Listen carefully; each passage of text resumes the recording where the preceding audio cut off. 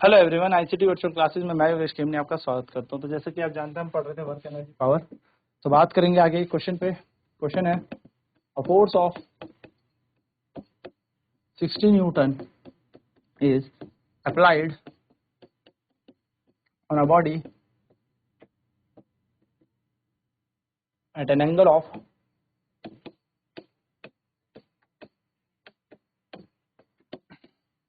30 degree with the horizontal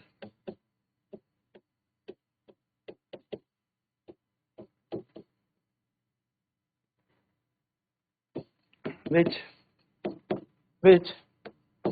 displaces the body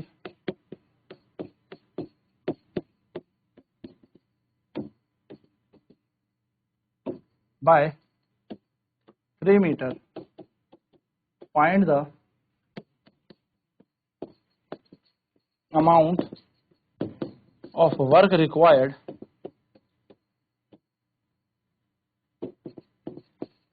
to displace the body. कह रहा है question, एक 60 न्यूटन का बल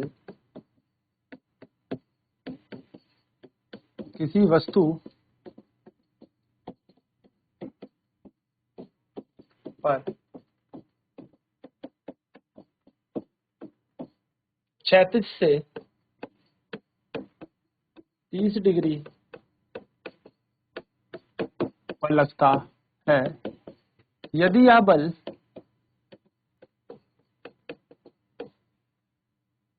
वस्तु को 3 मीटर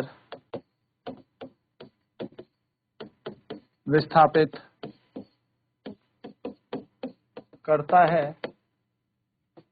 तो इस बल द्वारा किया गया कार्य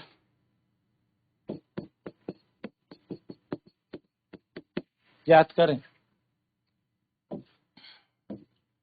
देखिए, फोर्स हमें दे रखा है इस क्वेश्चन में। फोर्स हमें कितना दे रखा है? बल हमें दे रखा है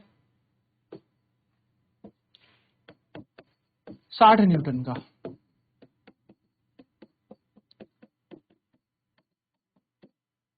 यहां पर हमें डिस्प्लेसमेंट भी दे रखा है, यानी कि विस्थापन भी दे रखा है।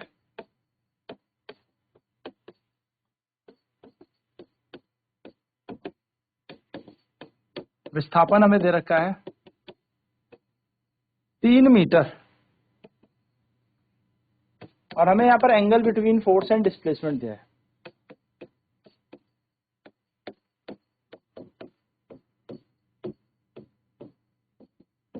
Angle between force and displacement यानी कि बल और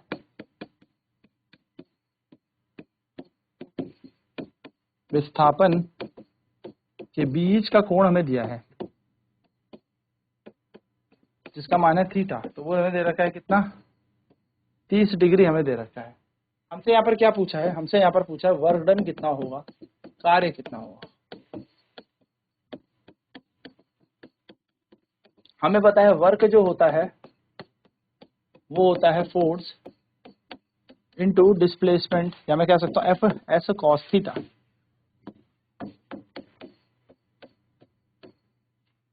W इक्वल टू एफ का मान कितना है?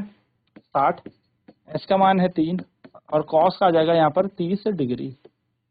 तो W बराबर आ जाएगा 60 इंटू 3, और कॉस 30 होता है हमारे पास √3/2। 2 से कटेगा 30 आएगा यहाँ पर। तो वर्क बन जाएगा हमारे पास वर्क इक्वल टू 390 √3 इतना जूल। √3 का मान होता है हमारे पास 1.732। तो 1.732 को 9 से मल्टीप्लाई करते हैं। 9 दूनी 18, 8 9 3 27 और 1 28 × 2 9 72, 9 7 63 और 2 65 का 5 कैरी 6, 9 एकम 9 और 6 15, 1 2 3 1 2 3। तो यह आ जाएगा हमारे पास 15.588 के हेक्टेयर। या हम इसका आंसर लिख देंगे 15.5 जूल। तो वर्क डन हमारा बन जाएगा 15.5। चलिए फटाफट नोट करेंगे इस क्वेश्चन को, फिर बढ़ते हैं अगले प्रश्न की तरफ। तो हमें यहाँ पर बल दे रखा 60 न्यूटन का, जो किसी वस्तु पर 36 से 30 डिग्री पर लगता है, और यदि बल 3 मीटर का विस्थापन करता है तो इस बल द्वारा किया गया कार्य हमें ज्ञात करना है। तो फोर्स हमें दे रखा है, डिस्प्लेसमेंट विस्थापन हमें दे रखा है, साथ में हमें angle between force and displacement यानी कि बल और विस्थापन के बीच का कोण दिया है 30 डिग्री। ये हमें चीजें गिवन है। कार्य work equal to F S cos theta, तो W is equal to 60 into 3 into cos 30 हो जाएगा।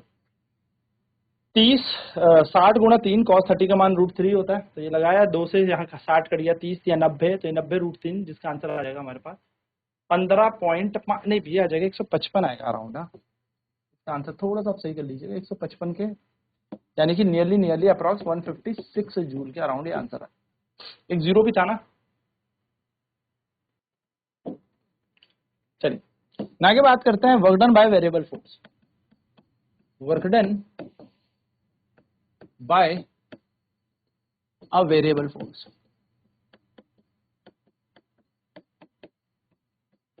यानी कि परिवर्ती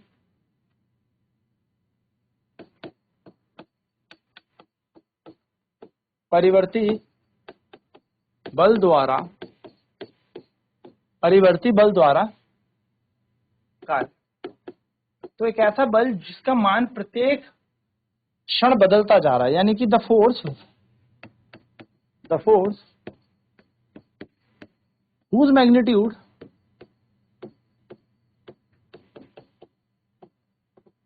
is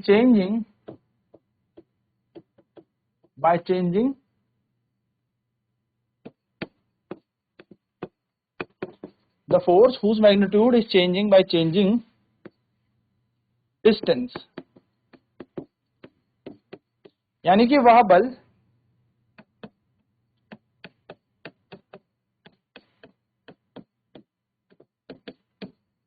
जिसका परिमाण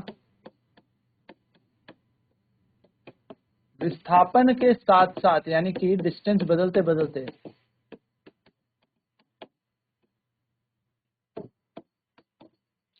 परिवर्तित होता रहे।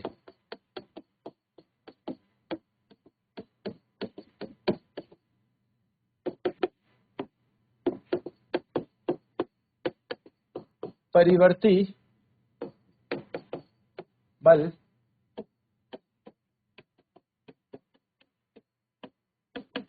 कहलाता है। तो इसको हम परिवर्ती बल बोलेंगे। यानी कि अगर हमें वर्क निकालना है तो फॉर्मूला हमने पढ़ा फोर्स इनटू डिस्प्लेसमेंट, लेकिन विस्थापन बदलता जा रहा है तो बल का मान भी यहाँ पर बदलता जा रहा है। तो हमें पूरा बल निकालने के लिए क्या करना पड़ेगा, पूरा कार्य निकालने के लिए इसे इंटीग्रेशन करना पड़ेगा S1 से लेके S2 डिस्प्लेसमेंट तक। जैसे कि एक क्वेश्चन इस पे मैं आपको बताऊं। क्वेश्चन है find the work done by the body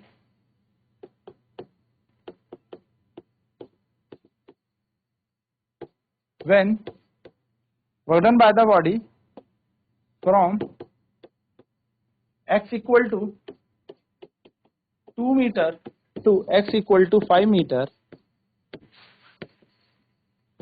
when the force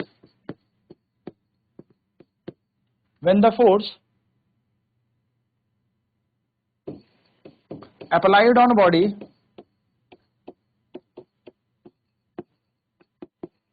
is given by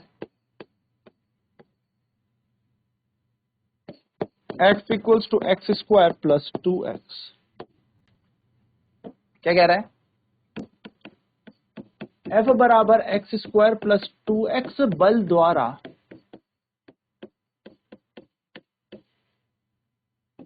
x बराबर 2 मीटर से x बराबर 5 मीटर तक वस्तु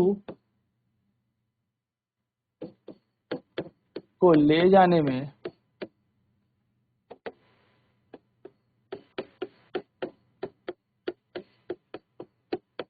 बल द्वारा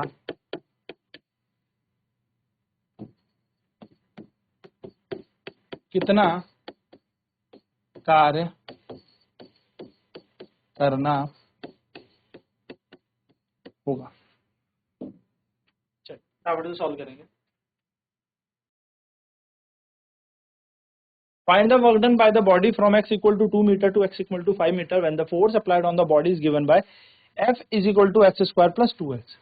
F बराबर x स्क्वायर प्लस 2x बल द्वारा x बराबर 2 मीटर से x बराबर 5 मीटर तक वस्तु को ले जाने में बल द्वारा कितना कार्य लगा होगा या बल ने कितना कार्य किया होगा। अगर मैं बात यहाँ पर करूं तो हमें यहाँ पर दिख रहा है जो फोर्स है यानी कि जो बल हमें दे रखा है वो एक परिवर्ती बल है ना, चेंज हो रहा है ऐसा बल है, यानी कि जिसकी वैल्यू चेंज हो रही है। तो उस बल का मान होगा एक्स स्क्वायर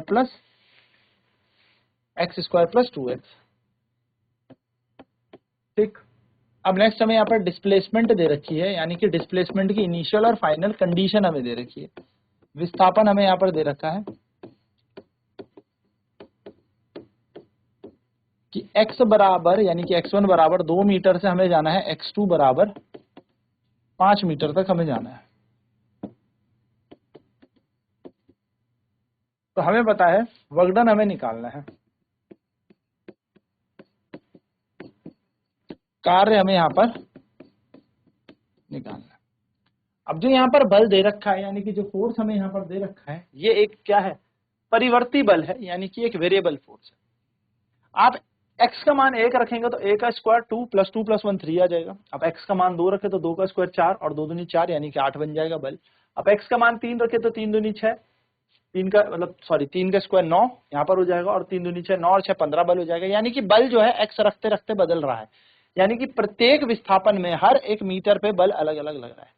जैसे ही आपने डिस्प्लेसमेंट बदली फोर्स की वैल्यू बदल गई, यानी कि ये एक परिवर्ती बल है, यानी कि आप इसको कह सकते हो एक तरीके से ये है वेरिएबल फोर्स। वेरिएबल फोर्स वो फोर्स होता है जो समय के साथ साथ, या आप कह सकते हो छोटे छोटे डिस्प्लेसमेंट या विस्थापन के साथ बदलता जा रहा है। विस्थापित होते होते वस्तु अपना बल बदल रही है। तो हमें कार्य निकालना है, तो कार्य निकालने के लिए हमें पता है कि भैया छोटे से डिस्प्लेसमेंट के लिए हमें छोटा सा ही कार्य करना होगा। तो F डॉट ds यहाँ पर बनेगा, इंटीग्रेशन हमें करना पड़ेगा। तो W का इंटीग्रेशन W, यहाँ पर थीटा लेके चलते हैं कि जिस दिशा पे हमारा बल लग रहा है उसी दिशा पर वस्तु भी चल रही है ना।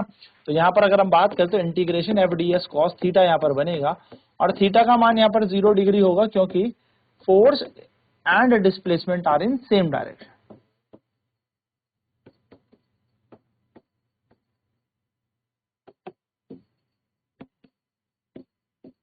यानी कि बल व विस्थापन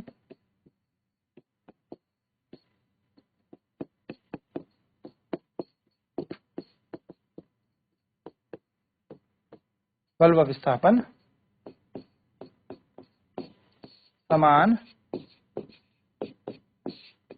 दिशा में है। तो ये दोनों समान दिशा में, तो cos 0 का मान कितना हो जाएगा 1। तो वर्क बन जाएगा यहाँ पर integration F D S, W ऐसे छोड़ दो।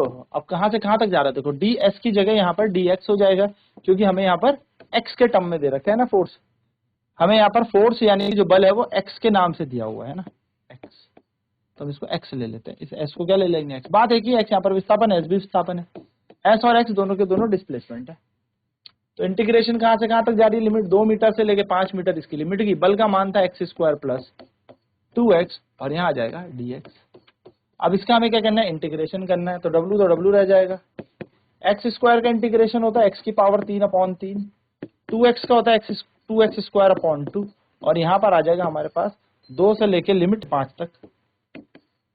अब मान रखेंगे तो सबसे पहले 5 मान रखते हैं, तो यहाँ पर बनेगा 5 का क्यूब अपॉन 3 प्लस 2 गुणा 5 का square upon 2 minus lower limit तो 2 का क्यूब अपॉन 3 माइनस होता है माइनस माइनस प्लस बन जाएगा और 2 गुणा 2 का स्क्वायर बटा 2 यहाँ पर बन जाएगा। अब चाहे तो इस 2 से 2 भी मार सकते हैं, ज्यादा आसान है, उड़ा भी दो, इस 2 से 2 भी उड़ा दो।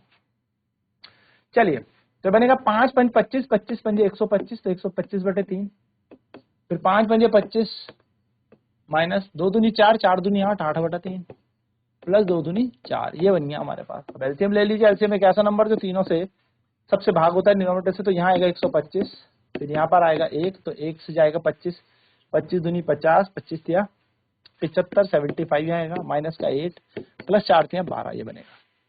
सॉल्व करते हैं, 125 में 75 जोड़ोगे 200 प्लस 12 माइनस का 8/3, तो 212, इन दोनों को सॉल्व कर लो तो 4 बचेगा, 204/3 इसका फाइनल आंसर आएगा। 4 और 2 6 3 से भाग होता है, बिल्कुल होता है, तो 3 6 18 बचा, कितना 2 3 8 24, आपका आंसर हो जाएगा 68 जूल, 68 जूल आपका आंसर है। That's it. तो आपको क्या करना है इसमें, सिंपल सिंपल इंटीग्रेशन करना है जब परिवर्ती बल आए, ठीक है, तो ये नॉर्मल हमें करना है। नेक्स्ट क्लास में बात करेंगे इसके आगे की चर्चा, एनर्जी पर बात करेंगे, ऊर्जा पे बात करेंगे। तो आज की क्लास में इतना ही। ICT वर्चुअल क्लासेज में जुड़ने के लिए धन्यवाद। आपका दिन शुभ हो।